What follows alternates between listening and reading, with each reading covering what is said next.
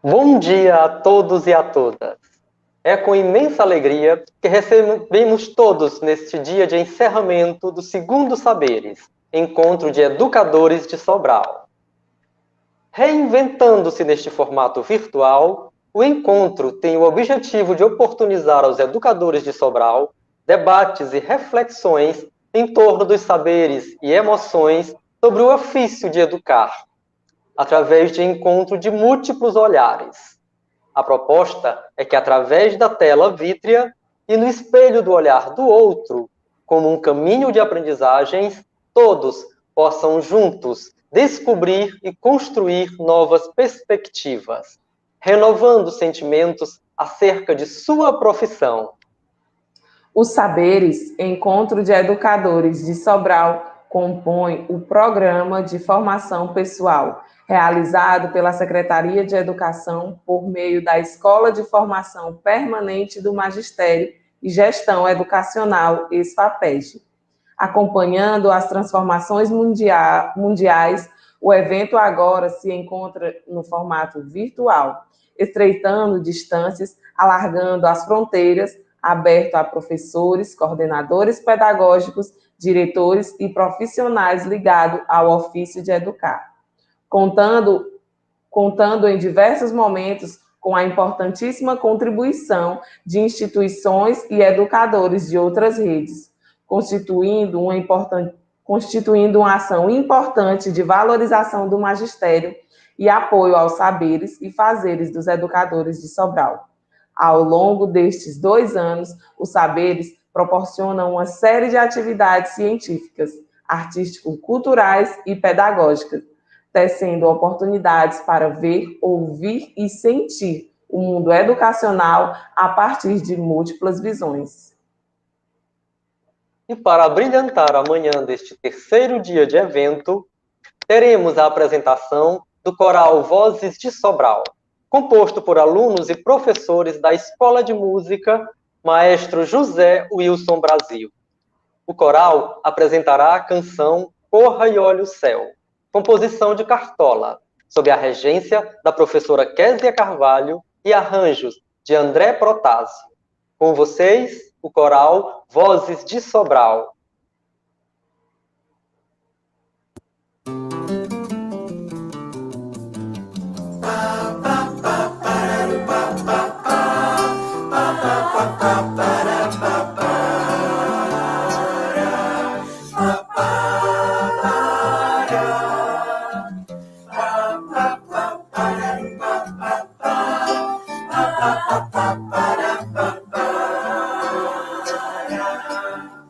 Linda, te sinto mais bela e fico na espera. Me sinto tão só, mas o tempo que passa em dor maior, bem maior.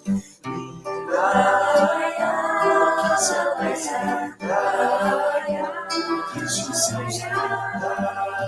Pense a alegria, corra e olha o céu, que o sol vem trazer. Bom dia, corra e olha o céu, que o sol vem trazer. Bom dia, linda.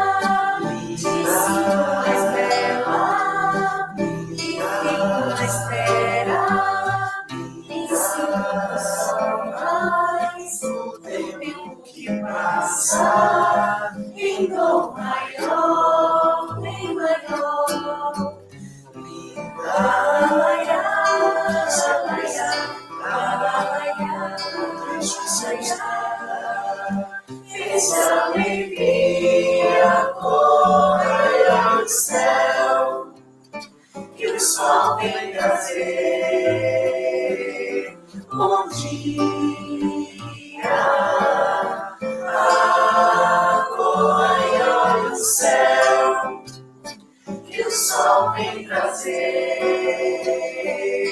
Bom dia.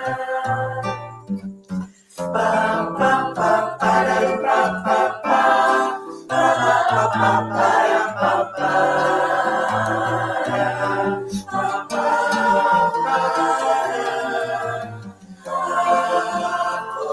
E olha o céu que o sol vem trazer. Bom dia.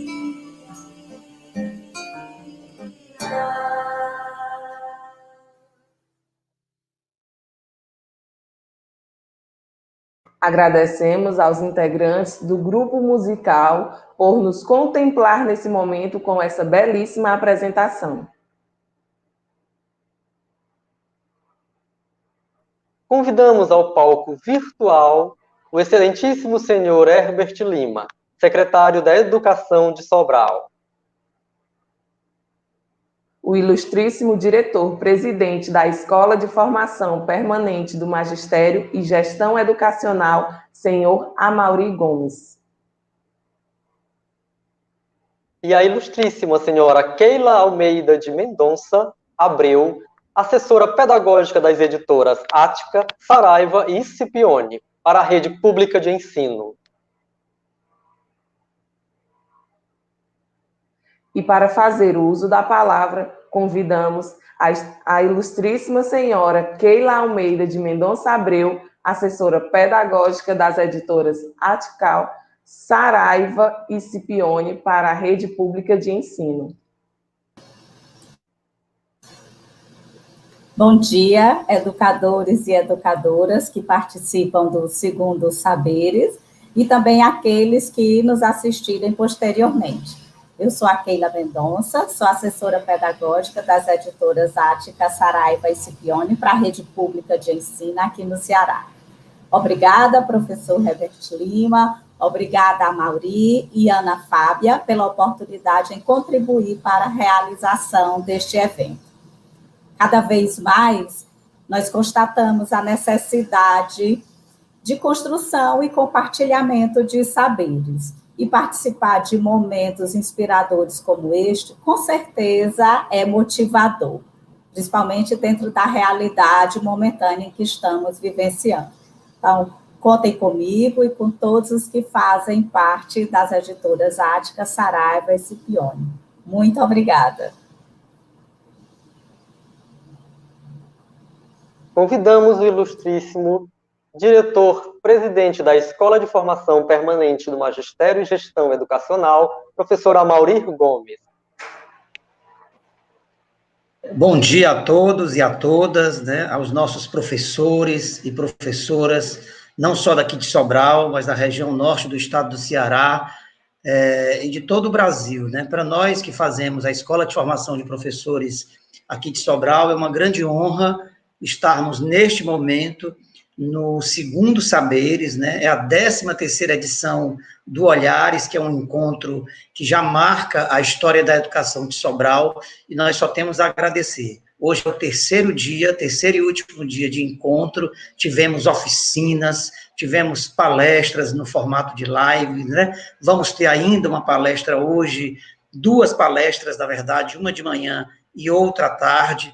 Então, para nós, é momento e motivo de grande alegria.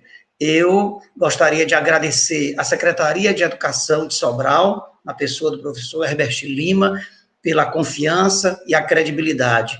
E gostaria de agradecer também aos parceiros, né, a editora Ática, Scipione e Saraiva, que aqui está representada pela professora Keila. Então, nosso muito obrigado. Eu espero que os nossos professores e professoras curtam, né, bastante, a live vai ficar gravada, e aí eu quero aqui, assim, só agradecer de coração também a nossa equipe da SFAPEG, né, da Escola de Formação de Professores, que tem feito um trabalho belíssimo para que este momento pudesse ocorrer. E, assim, está acontecendo neste formato, né, porque estamos em tempo de pandemia. Este evento, ele sempre ocorreu de forma presencial, mas neste ano de 2020, né, especificamente, ele está acontecendo no formato mediado por tecnologias. Então, o meu abraço, né, o desejo de uma boa palestra, uma boa live, e eu conto com a participação de todos. Muito obrigado de coração. E agora, para fazer uso da palavra, convidamos o ilustríssimo senhor Herbert Lima, secretário de Educação de Sobral. Bom dia, Manuel. Bom dia, Carmen. Obrigado pela apresentação e pela condução do cerimonial. Bom dia, professora Keila. Eu gostaria de, em nome da Secretaria de Educação de Sobral, agradecer a sua parceria e colaboração. Bom dia, professor Amaury Gomes, a quem eu quero também agradecer e parabenizar por todo o trabalho de organização e de realização do Segundo Saberes durante os últimos 3 dias. E eu gostaria também, de maneira muito especial, cumprimentar e dar um bom dia a todos os diretores, coordenadores, professores, demais técnicos, estagiários e todas as equipes que compõem a área técnica da Secretaria de Educação de Sobral e também a área administrativa de todas as escolas da rede pública municipal. Estou percebendo aqui, quero cumprimentar também educadores de outros municípios cearenses, assim como também de outros estados, e dizer que é uma grande honra e uma grande alegria contar com a participação de vocês nesse evento. Bom, eu acho que o professor Amaury já foi muito feliz nas palavras dele, eu quero só apenas reforçar. Nós estamos na 2ª edição dos Saberes, um encontro muito tradicional e importante que compõe o ciclo formativo da formação continuada dos educadores e professores do município de Sobral. Esse ano, estreando um formato remoto, tanto com as oficinas que foram realizadas, como também com as palestras. E esses saberes, ele tem um outro olhar, fazendo aqui uma analogia ao nome do evento em anos anteriores. Porque ao invés de palestras, de exposições para os professores, ou até mesmo de ricas oficinas, nós também alteramos o formato do modelo no momento em que a gente coloca o professor como protagonista. Ele pode apresentar relatos das suas experiências em sala de aula, das suas práticas, relatos esses que são teóricos, mas que também trazem elementos fundamentalmente da prática do chão da sala de aula.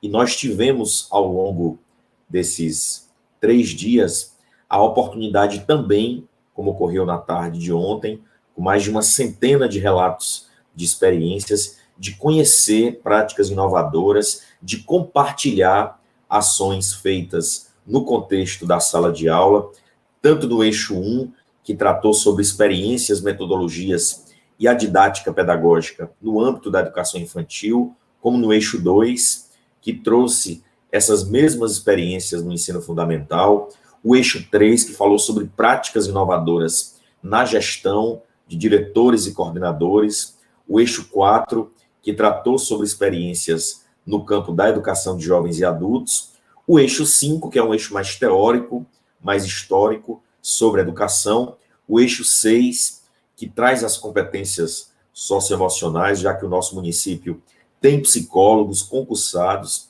que trabalham nas escolas.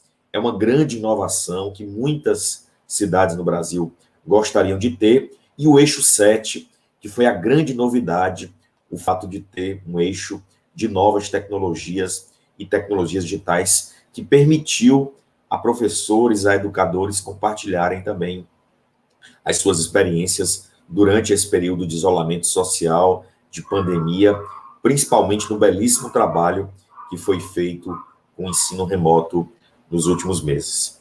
E hoje a gente finaliza com a premiação, contemplando e reconhecendo os melhores relatos de experiência.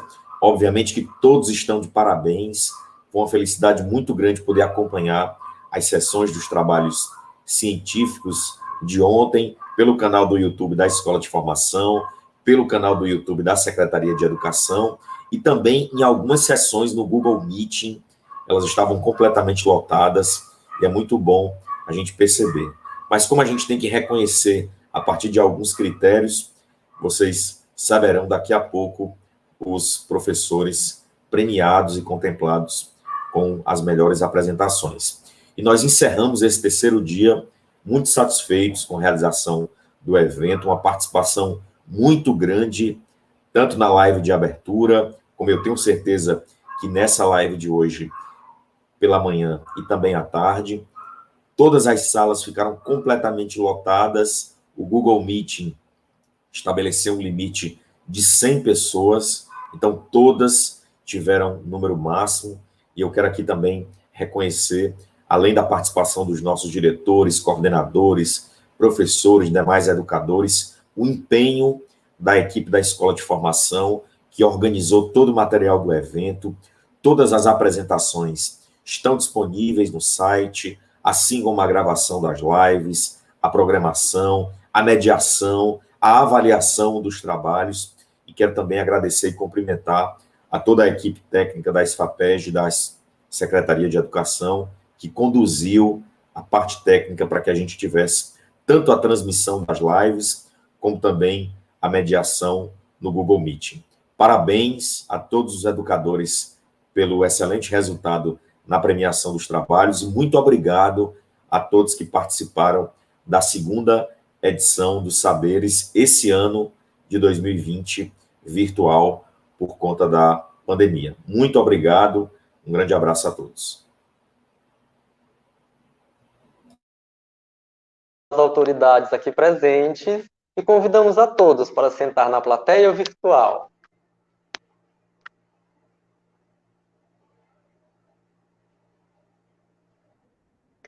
E para dar prosseguimento ao evento, iniciaremos a palestra com o título Competências Socioemocionais, Saúde e Cuidado de Alunos e Professores, proferida pela doutora Luciene doutora Tognetta. em Psicologia Escolar e do Desenvolvimento Humano pela USP e doutora sanduíche pela Universidade de Genebra, pós-doutora pela Universidade do Minho, Portugal. É professora da Unesp de Araraquara, pesquisadora e líder do GEPEM, Grupo de Estudos e Pesquisa em Educação Moral, da Unicamp, Unesp, e organizadora do Programa de Implantação das Equipes de Ajuda no Brasil. Bom dia a todos. É um prazer enorme estar com vocês aqui, de maneira virtual, mas certamente tocando em algo, em um tema tão necessário neste momento em que se faz urgente, que é falar sobre a questão do cuidado, não é? A nossa geração, pelo menos, nunca passou por uma situação em que o cuidado tenha sido tão necessário. E falar sobre isso, falar sobre aquilo que nos é mais humano, aquilo que é mais comum a todos nós, sejamos cearenses, paulistanos, paulistas ou qualquer outra, de qualquer região que nós estejamos ou que sejamos, né? Eu queria agradecer este convite para estar com vocês, ainda que de maneira virtual. Falo aqui do interior de São Paulo, onde moro. Também estou trabalhando de maneira remota, não indo para a universidade, encontrando os meus alunos também pelo computador. E agradecer principalmente por uma razão especial. Falar sobre o tema das competências socioemocionais e as questões de saúde, hoje do educador, é bastante perigoso, no sentido de que nós temos grandes motivos para comemorar, grandes coisas que têm acontecido de bom com a internet e com a facilidade dos meios de comunicação que nós temos, mas também a gente tem alguns problemas quando essa facilidade é nos dada, não é? Existem muitos expertises ou muitas pessoas que falam sobre as temáticas da educação, e até porque a gente tem uma cultura na educação que é... não é, a educação é como se fosse uma terra de ninguém, né?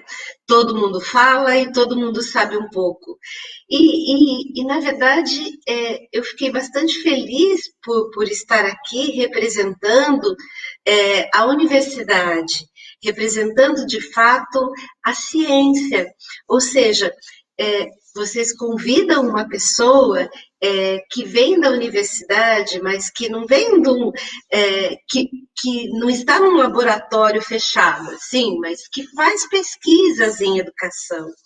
Então, eu represento aqui uma parcela de pessoas que têm se esmerado muito neste país, principalmente, em que a ciência é tão desvalorizada. Vocês terem chamado alguém para falar sobre este tema de dentro da universidade mostra o valor que vocês dão à ciência, porque a educação também é uma ciência. Da mesma forma como a gente tem evolução nos outros meios, em outros setores, por exemplo, um engenheiro não constrói uma ponte como construía 30 anos atrás, um médico não opera o coração de uma pessoa como ele operava há 30 anos atrás.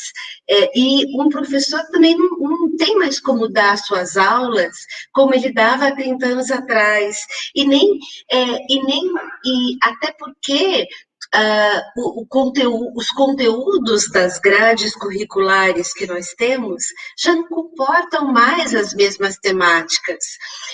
O professor de 30 anos atrás já não comporta mais a estes meninos, crianças e adolescentes que já não aceitam mais metodologias apáticas e que não permitam que os seus alunos, de fato, se sintam pertencentes ao ambiente escolar, já que, principalmente neste momento de pandemia que nós vivemos e as transformações decorrentes dela, farão com que a escola, que já era um ambiente não mais fechado por paredes e muros, já não seja mais literalmente, não é? Já que nós não estamos mais dentro de paredes e muros da escola, estamos para fora deles, das nossas casas.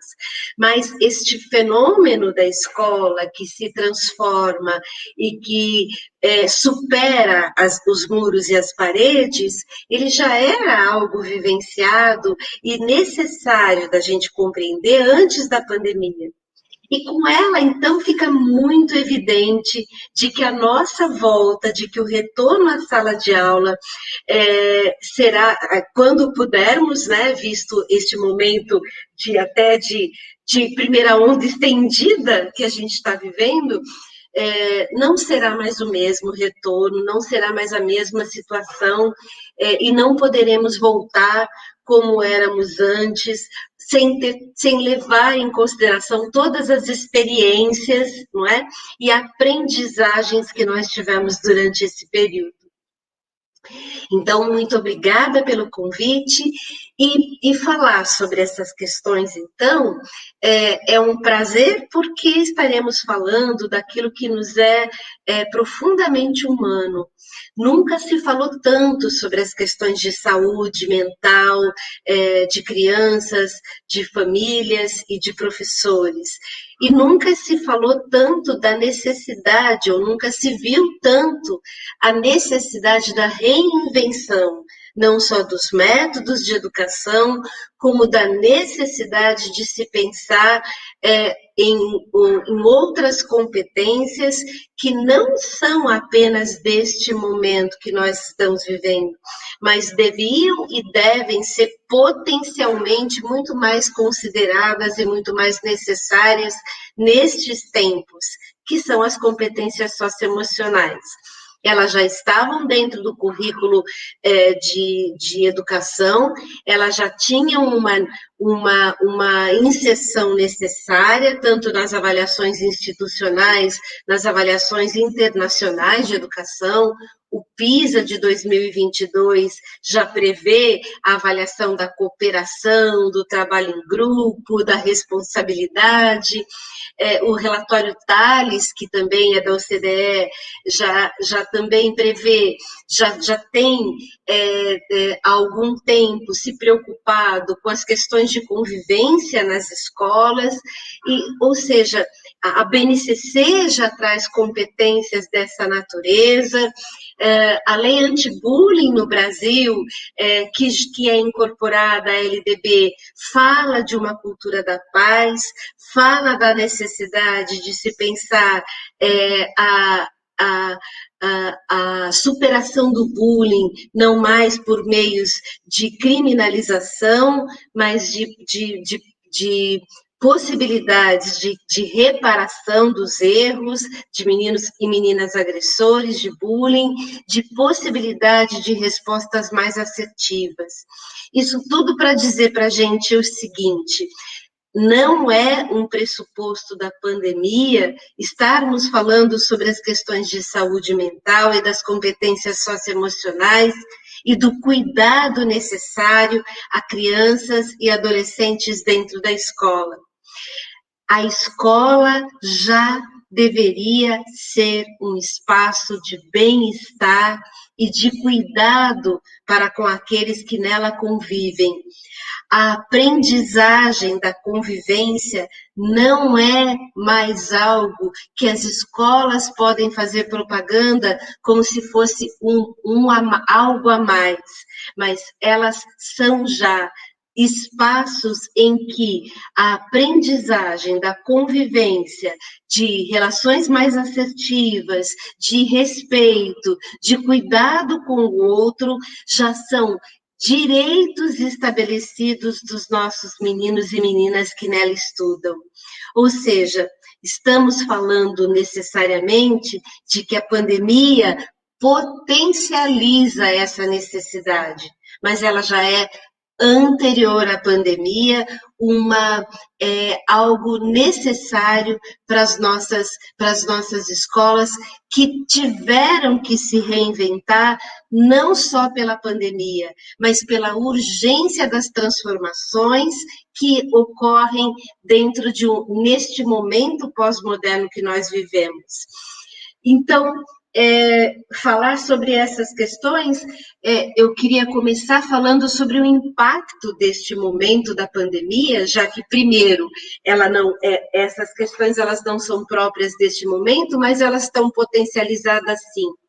E queria falar, então, sobre a perspectiva de 3 atores que temos aqui em mãos. Então, primeiro, a família, como é que estamos vivendo essa questão de saúde mental, como é que estamos vivendo essa necessidade do cuidado neste momento.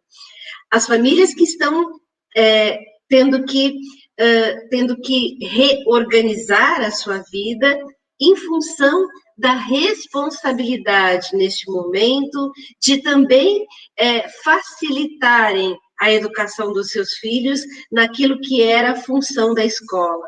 Ou seja, a angústia de pais que estão vivendo uma situação de, além dos seus trabalhos, além de todas as angústias que têm vivido com relação aos aspectos políticos, sociais, de economia, ou seja, o medo de perder o emprego, o medo de que essa pandemia não passe, o medo de não ter comida para levar para suas casas, a angústia por estarem dentro de suas casas em situação de isolamento, e também não saberem como conviver de maneira mais assertiva, porque também não tiveram nas suas escolas e na sua formação nenhum momento em que aprenderam a resolver os seus conflitos de maneira mais assertiva, nenhum momento de se autoconhecer para saber das suas angústias, das suas tristezas e transformá-las em palavras.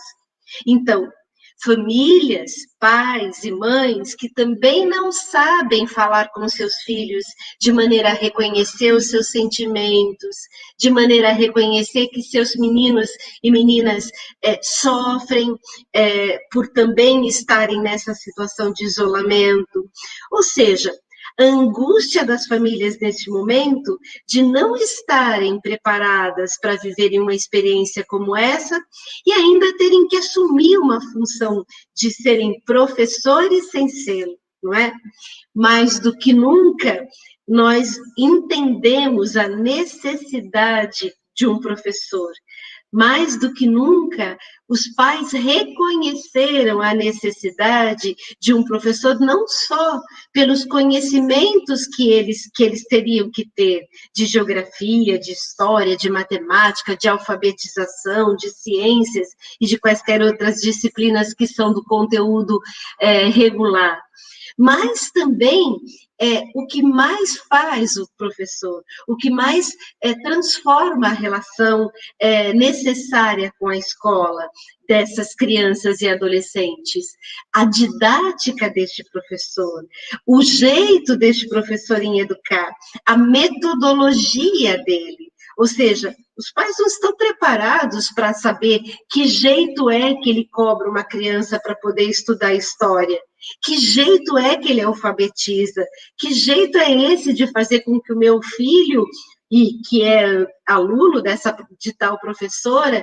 que ele goste de matemática, que ele resolva as operações matemáticas. Ou seja, ele não sabe. O pai é angustiado neste momento. E, necessariamente, angustiado, sim, porque há uma condição que ele não tem. Ele é pai. Ele ou ela é mãe. E na relação de pai e mãe, os filhos têm relações de intimidade. E não uma relação pública, como ele tem com a professora. Isso muda completamente a forma como esse menino se comporta. Porque o pai e a mãe, se ele brigar, se ele xingar, se ele não fizer a tarefa, se ele chorar, se ele se entediar, ele pode até ser castigado, mas ele não perde o pai e a mãe. Mas, se ele brigar, se ele xingar, se ele tiver um comportamento muito equivocado na escola, com a professora, ele pode perder a professora. Ou seja, a relação pública necessária que, por exemplo, descobrimos agora o quanto o homeschooling, tão discutido no começo do ano passado, é uma verdade, o quanto ele deixa a desejar quando nós não temos uma relação, uma aprendizagem da vida pública que nos daria a escola. De outra perspectiva, do aluno agora, das crianças, a angústia das crianças de não poderem estar com seus amigos, a angústia das crianças que estão cada vez mais vivendo a experiência da solidão. Essas gerações de crianças de agora que já têm muito pouco daquilo que nós tínhamos quando éramos crianças. Então, nós que passamos dos 50 como eu, tivemos a experiência das brincadeiras de quintal, das brincadeiras de rua, em que, quem não se lembra de que quando a gente brigava com um amigo, para quem que a gente contava? E se a gente contava para a mãe? Claro que não, não é? Chegava em casa, se contasse para a mãe que brigou, apanhava de novo, não é isso? Ou seja, nós tínhamos com quem resolver as nossas disputas. Nós tínhamos os pares para poder passar os dias. E essas crianças de hoje já não têm mais esses quintais. As crianças em grandes cidades não têm mais a rua para poder ter amigos. E, portanto, o único lugar em que os pares poderiam se encontrar e que teriam a influência sobre as nossas crianças e adolescentes seria a escola. Se eles não têm mais a escola, imaginemos então a falta que estes pares fazem na constituição de quem eu sou. Ou seja, nossos filhos e nossos alunos estão vivendo um momento de angústia, porque não têm mais os seus pares dos seus lados para se constituírem como é que eu sou, que grupo social eu quero viver. Isso do ponto de vista psicológico. Ao mesmo tempo, meninos e meninas que também não sabem ainda dizer com palavras aquilo que sentem. Se entediam, fazem birra, e os seus pais, certamente, que também não sabem reconhecer esses sentimentos dos seus filhos, não agem de maneira a fazer com que eles entendam e compreendam-se nos seus próprios sentimentos. E, finalmente, a perspectiva de quem está vivendo essa angústia de ter tido que transformar de uma hora para outra os seus métodos de ensino de maneira virtual. Então, nunca foi tão angustiante o papel do professor neste momento, que teve que se reinventar, que teve que buscar forças, a gente não sabe de onde, para, de uma hora para outra, transformar os seus métodos de ensino para que eles chegassem até os seus alunos. Então, de novo, a angústia daqueles que estavam nas suas casas, mas preocupados com os seus pequenos, que teriam que estudar, que não poderiam deixar de ter essa experiência de estudo durante tanto tempo. Então, professores que tiveram que se reinventar de duas maneiras. A primeira delas é aprender uma técnica nova, não é? Ou seja, quantos de nós tivemos que aprender em menos tempo possível aquilo que as nossas crianças e adolescentes sabem fazer como ninguém? Quem nunca passou pela experiência de ver um bebezinho de 9 meses, de 1 ano de idade, já com o dedinho na tela do celular, sabendo exatamente como funciona? E nós, né, da nossa geração, tão dificilmente o quanto foi terrível para a gente o enfrentamento de uma tecnologia completamente nova, que era para a gente e que ainda é para muitos de nós uma grande aventura, uma grande descoberta dos meios que a gente pode se utilizar para educar. E, ao mesmo tempo, além de aprender essa técnica, não é? Ou seja, de manejar um computador, de manejar um editor de vídeo, de organizar as aulas no YouTube e em todos os outros canais, mais uma questão extremamente importante que nós tivemos que fazer neste momento. Pensar, sem termos pesquisas, o quanto seria relevante o impacto dessas telas na educação dos nossos alunos. A preocupação que nós estamos tendo hoje como professores de pensar em formas de fazer com que essas telas não prejudiquem mais do que ajudem neste momento que a gente está vivendo. Então, minha gente, um conjunto de angústias se somaram nestes momentos, além de todas aquelas que são preditas por sermos humanos. Então, a angústia pela condição de saúde, pela condição econômica, pela condição política e social que nós estamos vivendo. Tudo isso para dizer o quanto são importantes competências de uma ordem que a escola pouco se preocupou até agora. E que, então, tivemos muito mais dificuldades para lançar mão dessas competências neste momento. Competências, então, que são de reconhecer os sentimentos dos outros, competências que são de descrever quando o marido, quando a esposa, quando a criança, quando o filho adolescente, quando o filho criança faz birra, quando xinga, quando responde de maneira abrupta, quando responde com agressividade, e quando a gente não sabe dizer para ele, eu estou vendo o quanto você está bravo, mas você vai ter que me dizer de um outro jeito, porque não vai adiantar você gritar comigo. Como a gente pode resolver esse problema de outra maneira? Ou seja, soluções assertivas foram muito difíceis para nós nesse tempo. Soluções de olhar para dentro de si e pensar, espera, com que eu estou bravo? Com que eu estou angustiado? Eu estou angustiado porque eu não sei como é que vai ser amanhã, se nós teremos comida na mesa, se eu vou estar empregado. Mas eu estou mostrando a minha angústia de que jeito para o meu filho? Eu estou gritando com ele, eu estou batendo nele quando ele está subindo no sofá. Mas por que ele está subindo no sofá? Porque ele não tem árvore para subir, porque ele não tem brincadeiras na escola para fazer.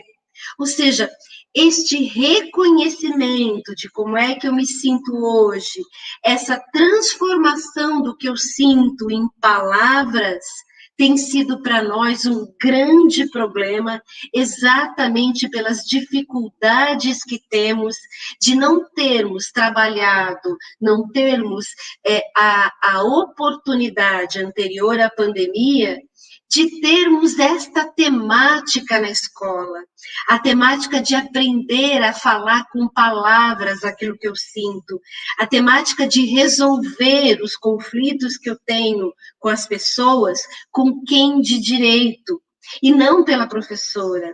A temática de poder olhar para o outro e reconhecer o que ele tem quando ele diz, eu não gostei do que você fez, eu me senti bastante chateado por você ter me batido, eu não gosto quando você me fala desse jeito. Então, o tempo que não foi gasto nas escolas para ensinar nossos meninos e meninas a fazerem isso, certamente os prejudicou neste momento de pandemia. O tempo e a falta de conhecimento que nós tínhamos antes, que para aqueles que foram educados, então a nossa geração que também não teve essa experiência de trabalhar com as questões de convivência na escola, também foram um problema para nós. E, portanto, quais as aprendizagens que a gente vai ter que ter durante este momento e que podem nos ajudar a pensar o que vem pela frente? O que a gente está aprendendo com essa pandemia? E o que a gente está aprendendo deste ponto de vista, então, dos problemas de saúde mental e da necessidade do cuidado que estamos tendo neste momento? Acho que um dos primeiros pontos que a gente tem aprendido é a desmistificação de um grande equívoco. Um autor americano chamado David L. Kind, na década de 80, ele era aluno de um grande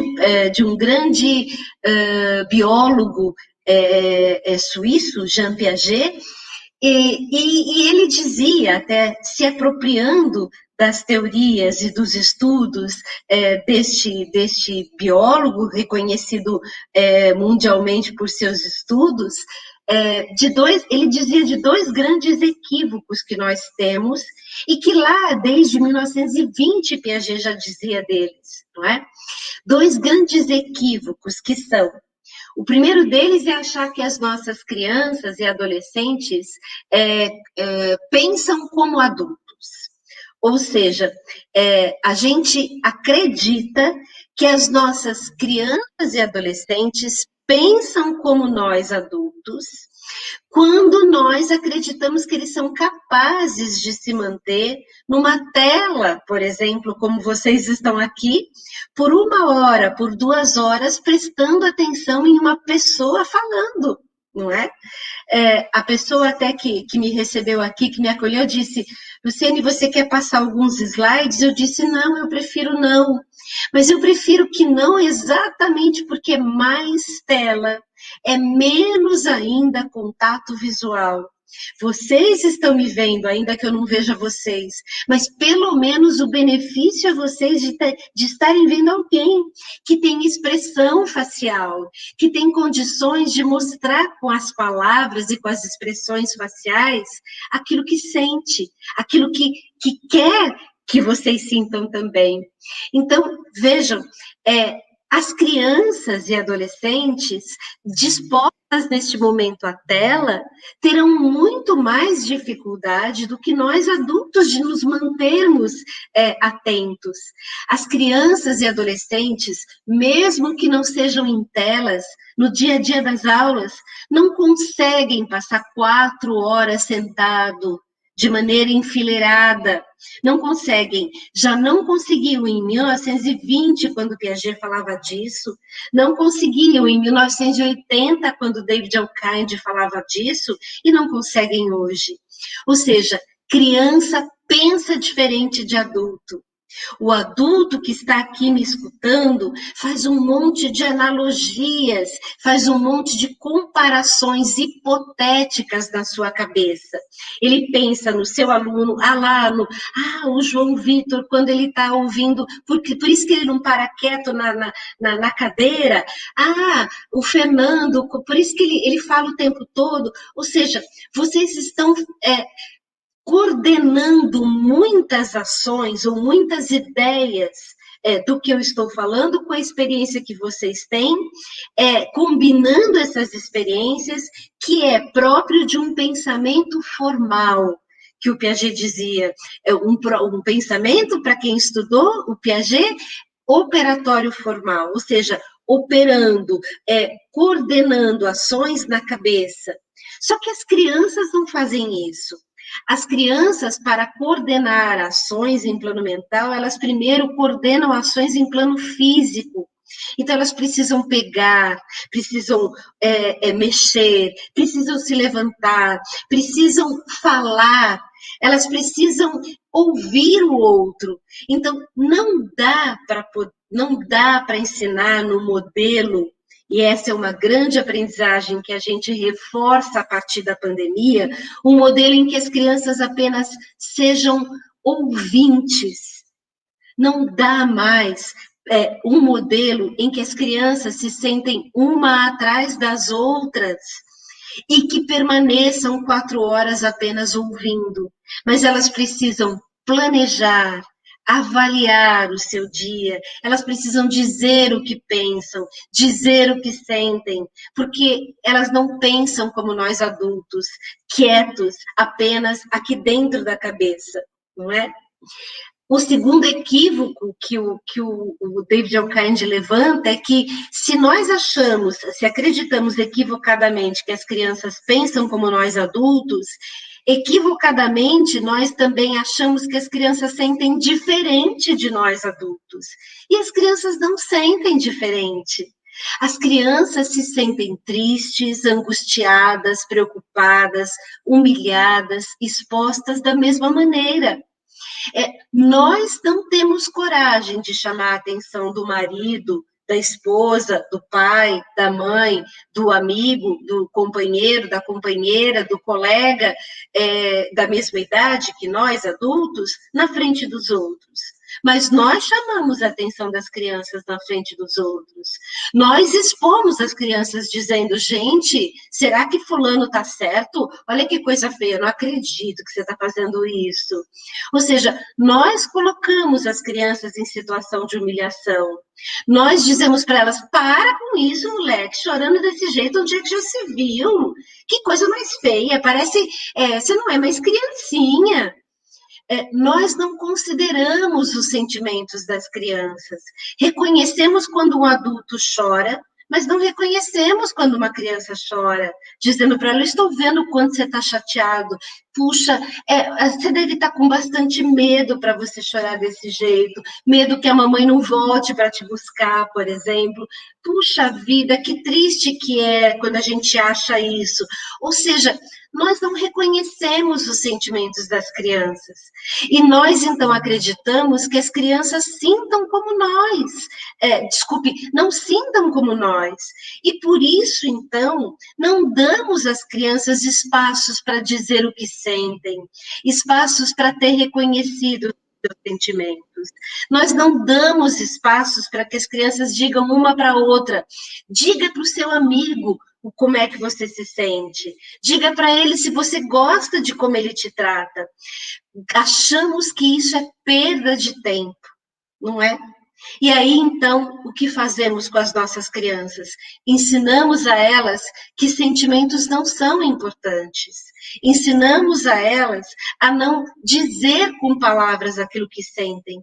E quem não diz com palavras aquilo que sentem, aqueles sentimentos se transformam em socos, em pontapés, em agressões, ou em todas as ites que nós conhecemos, as gastrites, as cistites, todas as ites, que se transformam em doenças psicossomáticas, sim, não é?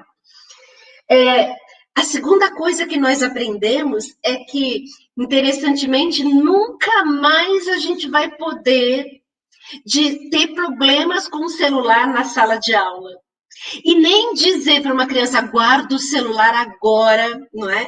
Porque agora você não é hora de usar o celular.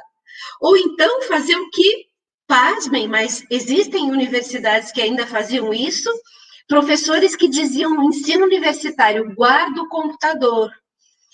E quando o aluno questionava, por que, professora, eu estou anotando as coisas aqui, ele dizia, eu não sei se você está em rede social ou não. Ora, bolas, vocês estão agora no YouTube. Vocês estão nos assistindo pelo Facebook, pelo Instagram, ou seja, estão em redes sociais. Então, aprendemos mais uma coisa. Aprendemos que os recursos tecnológicos, eles podem e devem ser utilizados dentro da sala de aula.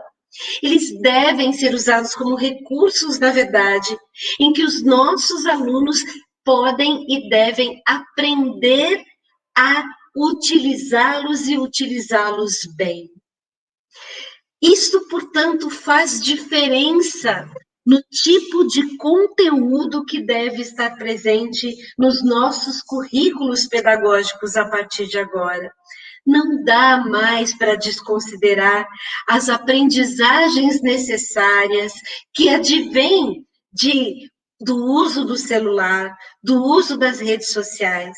Ou seja, falar sobre fake news, discutir sobre as cyberagressões que a gente pode fazer, discutir sobre os problemas de quem acusa sem saber se é verdade, discutir sobre os problemas de quem julga, de quem compartilha uma agressão só porque não está vendo a pessoa, são necessariamente problemas deste momento. E que terão que ser discutidos em sala de aula, e que deverão ser objeto de conhecimento das escolas a partir de agora. Vejam, outro ponto, e estou terminando, outro ponto que a gente vai ter que pensar, a gente está falando tanto em acolher as crianças quando elas voltarem, a gente está fazendo tantos protocolos de acolhida quando as crianças voltarem, quando os professores voltarem, a gente está fazendo protocolos de acolhida aos pais que não sabem ainda como vai ser essa transição entre a escola que estava em casa por tantos meses e essa escola que as crianças voltarão.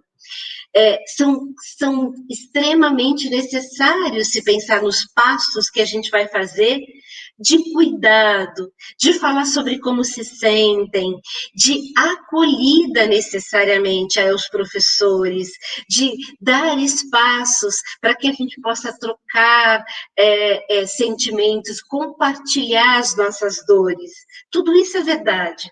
Mas, ao mesmo tempo, a gente vai precisar entender que essa acolhida, o cuidado que a gente vai ter que ter com cada criança, para que elas possam estar mais junto com os seus amigos, para que ela possa trabalhar nestes momentos, que ela possa falar com os amigos como é que se sente, para que ela possa estar mais próximo dos amigos para compensar o tempo todo que ela não estava perto dos amigos, para que ela possa ser ouvida pelos colegas e vice-versa. Vejam, ele não pode ser apenas um espaço no começo das aulas ou quando nós voltarmos. Eu tenho um medo danado de que a gente imagine, principalmente em decorrência da necessidade que ainda impera nos nossos currículos de se trabalhar com disciplinas oficiais do currículo, da gente achar que, então, depois de uma semana de acolhida, vamos fazer o seguinte, a gente tira 10 minutos do recreio para poder dar conta da matemática, para poder dar conta da alfabetização das nossas crianças. Ou seja, o que eu estou dizendo é que não se tira os momentos de brincadeira das crianças. Essa acolhida terá que acontecer por muito tempo. Aliás, o jogo, a brincadeira, a atividade lúdica, o trabalho em grupo não deveriam ser apenas técnicas e estratégias de acolhimento em momentos pontuais. Deveriam, sim, ser técnicas, metodologias que estão transformando muitas crianças, de fato, naquilo que mais importante elas têm, naquilo que mais importante ela pode ter, para que a aprendizagem de fato aconteça, para que ela se interesse. Claparède, um autor francês da década de 80, mais ou menos, dizia algo extremamente relevante hoje. Ele dizia, numa escola que quer ser democrática, numa escola que quer construir conhecimentos, as crianças não fazem tudo o que querem, porque a gente acredita ainda que numa educação construtivista, as crianças podem fazer o que querem na sala de aula. Elas não têm mais regras, elas não têm mais sanções, elas não têm mais correções, e não é verdade. As crianças não podem fazer tudo o que querem na sala de aula. Claparède dizia, as crianças não podem fazer tudo o que querem, mas elas precisam querer tudo o que fazem. Ou seja, eu preciso partir do interesse das crianças. E o que mais é interesse das crianças do que falar com seus amigos, do que conversar, do que brincar? Então, por que nós deveremos acolher e ter cuidado com as nossas crianças para as questões de saúde, para as questões de como ter responsabilidade com o outro, como é que eu organizo um trabalho em grupo para que todo mundo participe, como é que eu escuto o meu amigo naquilo que ele quer dizer para mim, só pela experiência de trabalhar em grupo, pela experiência da brincadeira, pela experiência do jogo que nós conseguiremos. Vejam, e por último, a escola, eu não sei se vocês estão sentindo a mesma coisa aí no Ceará. Aqui em São Paulo, a gente tem acompanhado as escolas públicas estaduais, e a gente tem visto um acontecimento bastante interessante. É claro que os conselhos tutelares, as promotorias públicas, interessantemente, não têm sido procuradas, não é? Por causa de problemas de violência, de agressão física entre as crianças, de violência doméstica, mas, ao mesmo tempo, a gente vê nos noticiários e a gente sabe pelas pesquisas que em momentos como esses existiria e existe o aumento de problemas de violência doméstica com crianças, de problema de assédio, de problema de negligência parental com as nossas crianças, não é? De problemas com envolvimento com drogas em nossos adolescentes, em situações de risco, de alcoolismo. Mas por que acontece que, então, os conselhos tutelares não estão agindo, as promotorias não chegam a esses problemas? Porque estes problemas passam pela escola. Vejam, olha a importância da escola. Olha a importância que nós temos, então, professores. Nós somos a voz destes meninos e meninas que muitas vezes não têm com quem contar. Então, vejam novamente o quanto nós aprendemos que a escola é um lugar de bem-estar e de segurança. Isso significa duas coisas. Quando nós voltarmos, é preciso que nós lembremos que a escola, ela não está sozinha para resolver estes problemas mais duros da realidade brasileira, que são as questões de segurança das nossas crianças, a questão de agressões físicas que as nossas crianças vivem, e até as agressões virtuais, ou as agressões psicológicas que elas vivem ou que elas fazem com seus colegas. Nós poderemos e teremos que contar com os outros atores da rede de proteção em qual a escola faz parte. Vejam, uma rede de proteção da criança e do adolescente em que a escola faz parte. Então, eu preciso acionar a minha rede, eu preciso saber quem são estes atores na minha cidade que podem contribuir com a escola e que podem nos ajudar a auxiliar, por exemplo, quando uma criança está sendo vítima de bullying, auxiliar, por exemplo, quando um garoto está sendo autor de bullying. Então, os psicólogos da rede, os assistentes sociais, a promotoria pública, são todos agentes e que, por sua vez, também precisam de formação, também precisam pensar sobre essas novas realidades, também precisam de compreender a natureza dos problemas psicológicos que as nossas crianças têm vivido hoje, para não cometerem também atrocidades, ao ponto, por exemplo, do que tem acontecido, infelizmente, em muitos estados brasileiros, de criminalizar situações de cyberbullying e de bullying, e não resolvendo com quem de direito. Aqui no estado de São Paulo, a gente tem um projeto de trabalho também com as redes de proteção, de formação dos conselhos tutelares, de formação que eu quero dizer é de tempo de estudo, de reflexão sobre essas questões, de como é que a gente encaminha problemas que são de convivência nas escolas. E, finalmente, a escola, que faz parte dessa rede de proteção, ela não é ausente da responsabilidade por essas questões. Os problemas de convivência são problemas, sim, da escola também.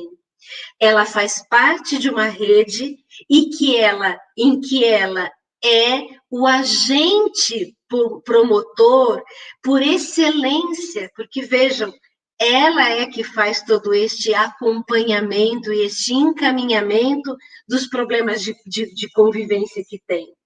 Até porque nós precisaremos saber como lidar com estes comportamentos, com esses problemas de convivência que temos na escola, porque não dá mais para a gente acreditar que o menino que faz, por exemplo, como aconteceu aqui no estado de São Paulo, antes da pandemia, não me lembro mais o ano, acho que há 1 ano, 2 anos atrás, de um grupo de adolescentes que faziam um campeonato de cuspe. Sabe o que é um campeonato de cuspida, não é? Quem nunca fez um campeonato de cuspida na sua escola ou na sua rua? Meninos que faziam um campeonato de cuspe. E, fazendo um campeonato de cuspe, eles cuspiram na cabeça da professora. Caiu do primeiro andar um cuspe na cabeça da professora. A professora é muito brava, muito irritada, com razão. Quem é que quer receber uma cuspida na cabeça? Ela leva os meninos, sem conversar com eles, sem resolver com eles, para a direção, que, por sua vez, chama a polícia e, sem conversar com eles, esses meninos são levados da escola de Camburão. Meninos de 11 anos de idade. Meninos que, Luciene, mas eles desrespeitaram a professora. Eles não desrespeitaram a professora. Eles desrespeitariam qualquer outra pessoa que estivesse recebendo essa cuspida. Não é só a professora que é uma forma de desrespeito, mas este problema era advindo de uma brincadeira. Então, como eu lido com um problema que é uma brincadeira, é muito diferente como eu lido com um problema de um menino que está portando uma arma. Então, uma arma, sim, eu chamo a polícia, mas o menino que está brincando, eu resolvo de outro jeito. É claro que ele vai ter que reparar a sua ação. É claro que ele vai ter que parar, ele vai ter que limpar o chão do que ele sujou. Ele vai ter que reparar pedindo desculpas. Ele vai ter que reparar falando, ouvindo daquele que levou uma cuspida dele, como ele se sentiu. Agora, vejam, a gente vai precisar, portanto, professores e professoras, não dá mais para a gente acreditar que a nossa formação lá na pedagogia, nas disciplinas de licenciatura, dão conta de nos formar para poder trabalhar com essas questões de convivência. A nossa formação, infelizmente, a grade da pedagogia, eu sou professora da pedagogia e da licenciatura, eu sei, e por pesquisas que mostram, que, infelizmente, os nossos professores não saem preparados para lidar com as questões de convivência e, portanto, com as competências socioemocionais e com essas questões de acolhida e de cuidado. Nós não estamos preparados para isso. Nós não sabemos como lidar com estes comportamentos. Mas, ao mesmo tempo, além da grade curricular, que deve ser modificada nos cursos de graduação, eu preciso lembrar que essa discussão sobre as questões de convivência, elas são frutos da ciência. Eu já tenho pesquisa, um monte de pesquisas que dizem que o castigo, que a punição, não são as melhores formas de resolver os conflitos na sala de aula, mas que eu preciso saber de outras estratégias. Então, isso significa, professores e professoras, que não vai dar conta essa semana de educação para a gente poder pensar nestes problemas que nós teremos. Nós teremos que estudar, estudar e estudar. Trocar e trocar com os nossos pares o que a gente sabe já que a universidade tem feito para nos ajudar a pensar em como eu resolvo um problema de bullying. Como eu resolvo um problema do comportamento do menino que todo dia chega atrasado? Como eu resolvo o problema do menino que dá um grito no meio do nada o tempo todo? Como eu resolvo o problema do menino que chega atrasado depois, que quer sair toda hora para ir no banheiro? Ou seja, as questões de convivência têm como ser resolvidas a partir das pesquisas que têm sido feitas neste país. Isso significa, minha gente, que este é só um convite, na verdade, para que a gente possa fazer da escola um espaço, de fato, não apenas de aprendizagem dos alunos, mas de aprendizagem também dos professores e dos profissionais que ali atuam. Tudo isso para fechar. Eu já passei do meu tempo, mas eu queria pedir se eu tenho 3 minutos para fechar com uma história, para dizer para vocês algo que é extremamente relevante hoje e que eu desejo a vocês. Eu desejo a vocês coragem. Será que eu posso? Pessoal, me respondam, eu tenho 3 minutinhos ainda? Posso usar esses 3 minutinhos?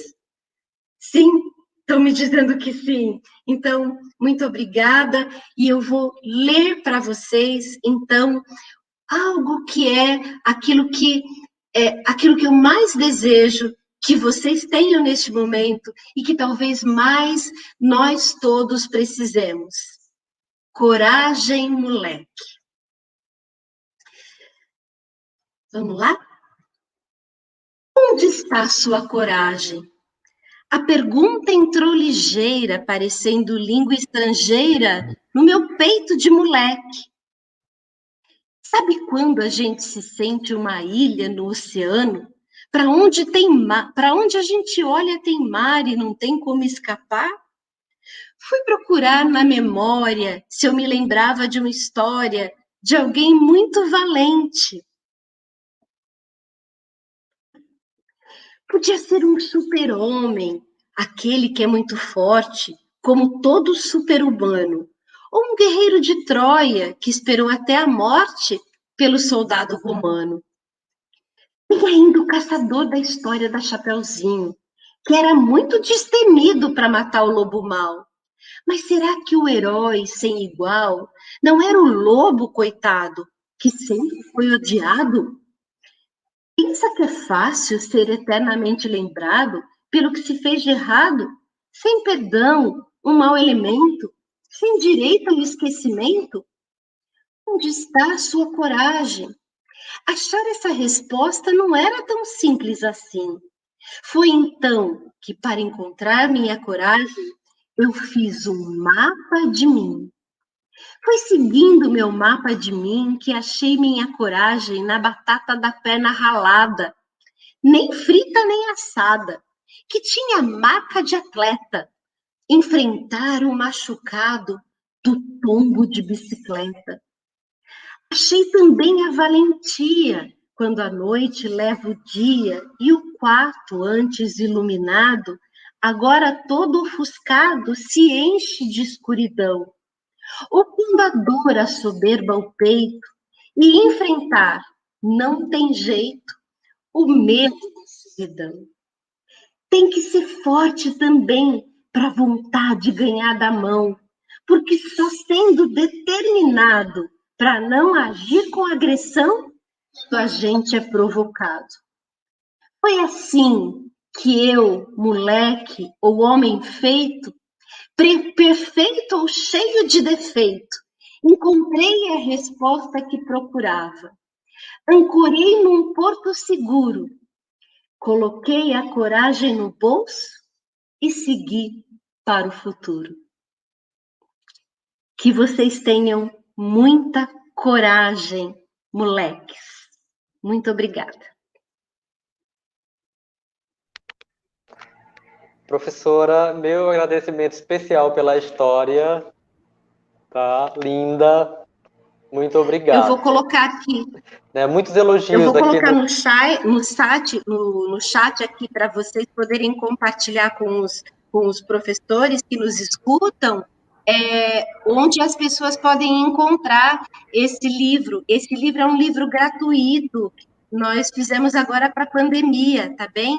Então, as pessoas podem procurar no site da editora Adonis e podem baixar até vários materiais de trabalho que tem lá, que a gente tem feito para este momento trabalhar com essas questões de saúde e de competências socioemocionais, tá bom? Está aqui passado para vocês poderem compartilhar com todo mundo. Muito obrigada. Obrigado, nós que agradecemos, né? E essas partilhas nesse momento são muito importantes, né? Com certeza os professores vão adorar, né? Ver o que tem no site, né? O que eles podem aproveitar e o que eles podem usar, né? Nesse momento. Muito obrigado, professora. Tivemos muitas participações no chat, muitos elogios, né? Os professores colocaram lá suas questões, suas perguntas, né? Quando você sair da sala, você pode conferir, né, e interagir com eles lá um pouquinho, ok? Agradecemos a nossa convidada, a doutora Luciene Tognetta, pela belíssima apresentação e por sua valiosa contribuição nesta manhã. através de ações relevantes de valorização do magistério e apoio aos saberes e fazeres dos educadores de Sobral ao longo desses 2 anos, os saberes vêm proporcionando uma série de atividades científicas e pedagógicas, evidenciando e valorizando o protagonismo do professor.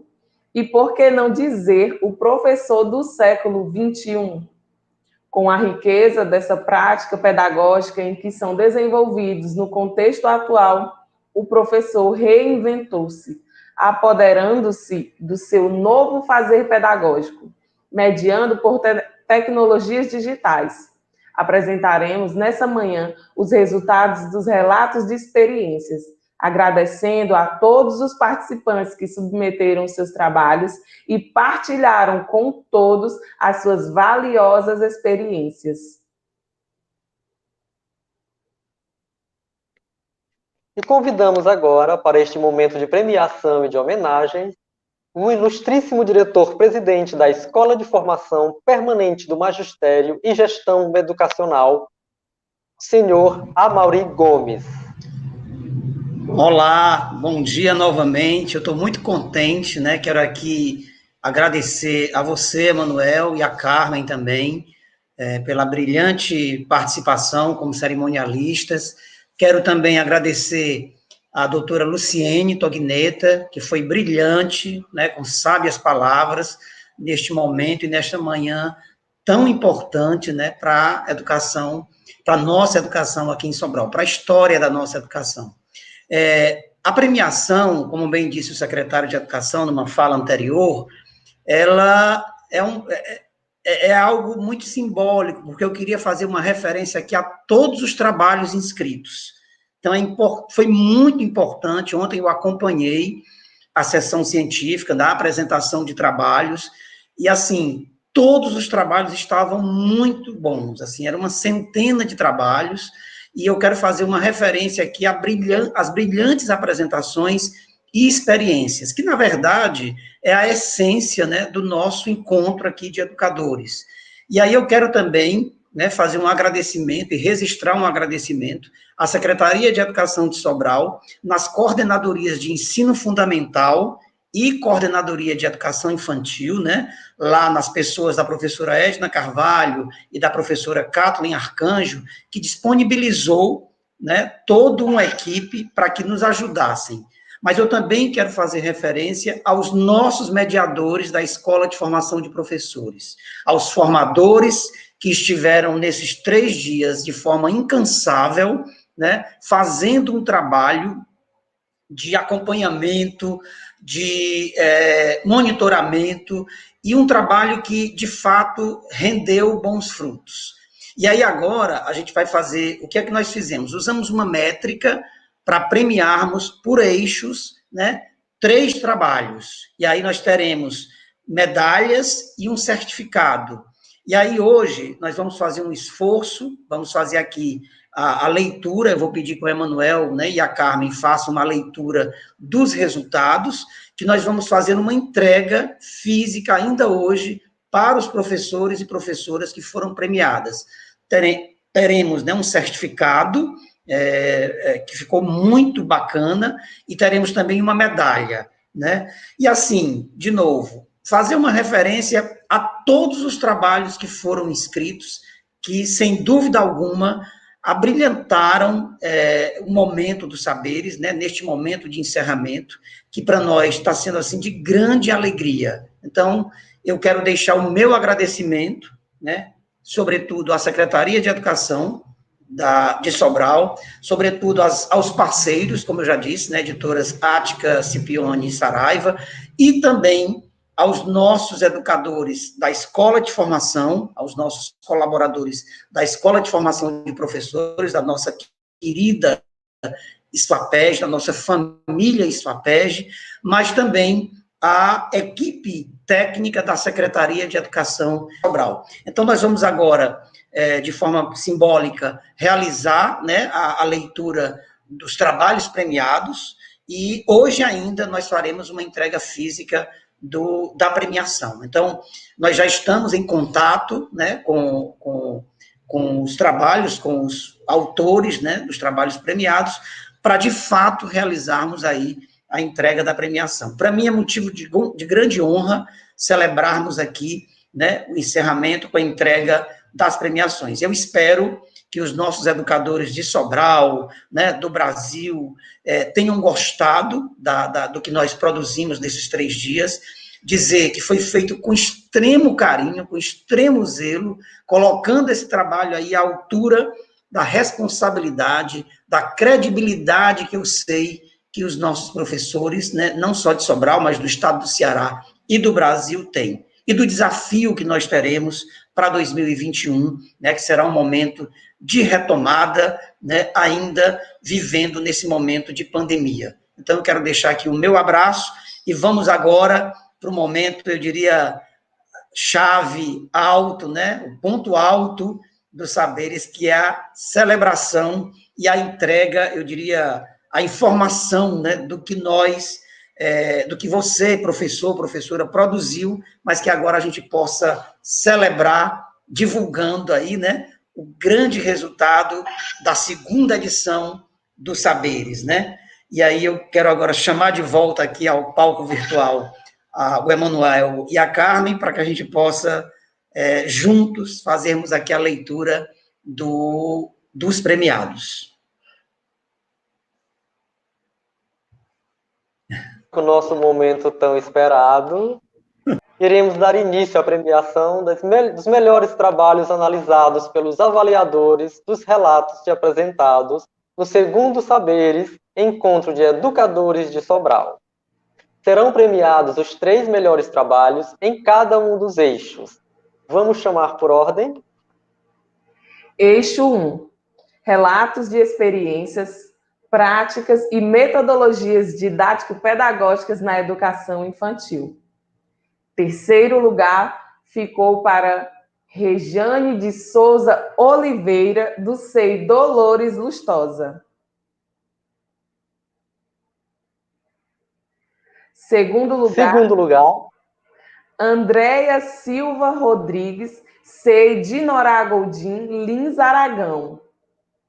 1º lugar, Eglantina Melo Rocha, SEI José Lourenço da Silva.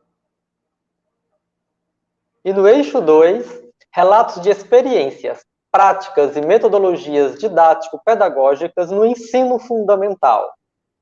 3º lugar, Márcia de Souza Damasceno, Instituto Federal, do Mato Grosso. 2º lugar, Maria do Remédio de Souza Alves, Francisco das Chagas Costa. E 1º lugar, Débora Mendes Augusto, Escola Frederico Alto Correia. Eixo 3. Relatos de experiências, práticas e ações inovadoras em gestão escolar no acompanhamento pedagógico. 3º lugar, Thalita Jamile Vasconcelos Barbosa, SEI Terezinha de Jesus Ponte Aragão. 2º lugar, Francisca Joelma Xavier de Oliveira, do SEI Domingos Olímpio. 1º lugar vai para Francisca Joelina Xavier, SEI Maria Dias Ibiapina. No 4º eixo, experiências e práticas de inclusão educacional e na educação de jovens e adultos. 1º lugar, Ana Maria Araújo Vicente, Escola Padre Palhano. Eixo 5. Estudos teóricos, bibliográficos e históricos em educação. 3º lugar, Francisca Cleane Martins da Cunha Mendes, Unimp, Universidade Paulista. 2º lugar, Yolanda dos Santos Fernandes, CSTI Maria Dorilene Arruda Aragão. 1º lugar, Gisélia dos Santos Fernandes, SEI Maria Menezes Cristino. Eixo 6. Relatos de experiências, práticas e metodologias didático-pedagógicas em competências socioemocionais. 3º lugar, Pedro Arilson Pinheiro Rodrigues, Escola Osmar de Sá Ponte. 2º lugar, Gisane Monteiro de Andrade, Escola Trajano de Medeiros. E em primeiro lugar, Leane Carneiro Bezerra, Escola Coronel José Leôncio. Eixo 7, experiências e práticas de ensino mediada pelas novas tecnologias. Terceiro lugar é de Lânia Maria dos Santos Farias Osmar de Saponte. Segundo lugar, Daniel dos Santos Rocha, ETE Arco Verde. Primeiro lugar, Wellison Portela de Aguiar, CSTI Francisco das Chagas Costa. Parabéns a todos. Agradecemos a presença de todos e todas e desejamos um excelente dia. Encerramos o segundo Saberes, encontro de educadores de Sobral, agradecendo a todos e a todas. Desejamos boas festas e um ano de grandes vitórias.